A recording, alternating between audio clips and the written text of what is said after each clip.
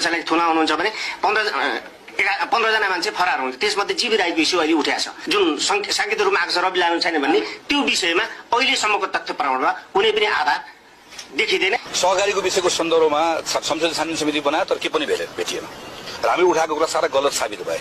त्यो त हाम्रो लागि, मेरो लागि राजनीतिक विषय त हुने नै हो। सिङ्गो पार्टीको लागि कत्रो ठुलो विषय होला। नेपाली कांग्रेस एउटै मान्छेलाई राति प्रधानमन्त्री बनिदिनुहोस् 1.5 वर्षका लागि भन्न जान्छ, कागज लिएर सम्झौता गरौँ भन्न जान्छ राति।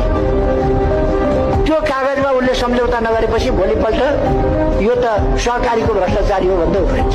राष्ट्रिय स्वतन्त्र पार्टीका सभापति रवि लामी छानेले रकम लिएको छैन, तपाईको प्रतिवेदनले त्यो भन्छ।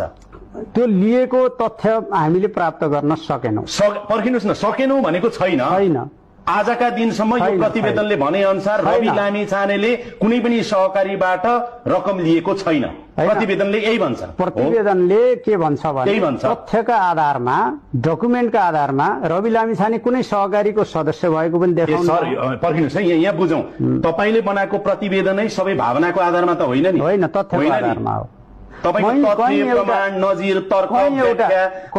सिंगल प्रमाण भएको भए पनि यसको अर्कै हुन्थ्यो। यो सबै प्रतिवेदन तथ्यका आधारमा बनेको भने तथ्यले के भन्छ भने रवि लामी छानेले सहकारीको रकम लिएको छैन। आफूले व्यक्ति भने मैले व्यक्ति रवि लामी छानेले आफू सहभागी भएर कुनै पनि सहकारीबाट पैसा लिएको छैन।